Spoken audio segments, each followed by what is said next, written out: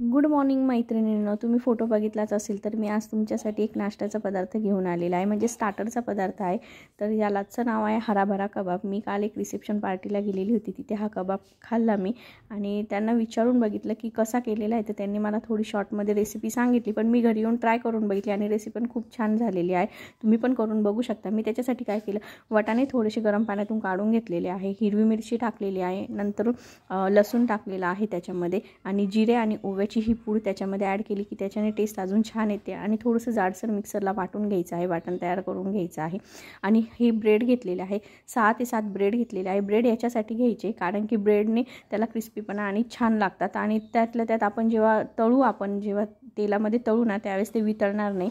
जेव्हा तुमचे कबाब वितळायला लागतील तेव्हा तुम्ही ब्रेड क्रम्ब त्याच्यामध्ये अजून जास्त ॲड करायचा, म्हणजे ते कबाब वितळणार नाही। कारण की कधी काय होतं, आपलं जर मिक्सचर चुकलं तर ते वितळतात।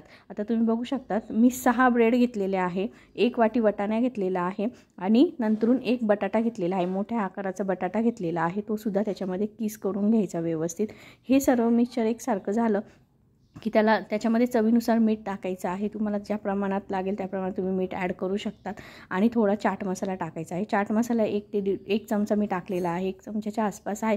चाट मसाल्याने टेस्ट अजून छान लागते, तुम्ही बघू शकता। आणि हे सगळं मिक्सचर एकसारखं व्यवस्थित मिक्स करून घ्यायचं आहे, एकसारखं एकजीव करून घ्यायचं आणि 10 मिनटं किंवा 5-6 मिनटं तुम्हाला जसं जमेल तसं ते मुरायला ठेवायचं, म्हणजे त्याचं सगळ्याला ती व्यवस्थित चव आणि टेस्ट पण लागते।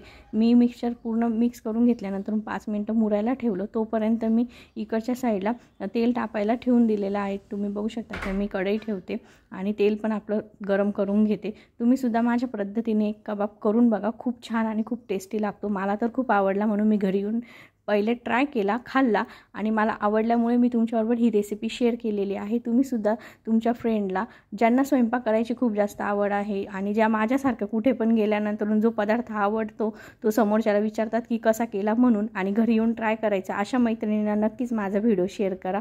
चला मग मी आता कबाब तयार करून घेते आहे। मी काय केलेलं आहे, अंडा शेपमध्ये, आणि कबाब हे गोल शेपमध्ये पण असतात, तर शालो फ्रायमध्ये सुद्धा कबाब तयार करतात, पण ते तळलेले जास्त छान लागले मला काल। आणि त्यांनी वरतून कोटिंगसाठी रवा लावलेला होता म्हणून मी पण वरतून रवा लावलेला आहे त्याला। कबाबमध्ये तुम्ही पालकसुद्धा ॲड करू शकता, म्हणजे काही यूट्यूबवरती अशा रेसिपी मी बघितलेल्या होत्या की त्यांनी पालक ॲड केलेला आहे, पण मी कालच्या रेसिपी विचारल्याप्रमाणे त्यांनी काही पालक वगैरे काही ॲड केलेला नव्हता। त्यांनी जसं सांगितलं तसंच त्याच पद्धतीने मी करून बघितलं आणि खरंच सांगते तुम्हाला, टेस्ट खरंच खूप छान झालेली आहे। तुम्हीसुद्धा घरी ट्राय करून बघावं।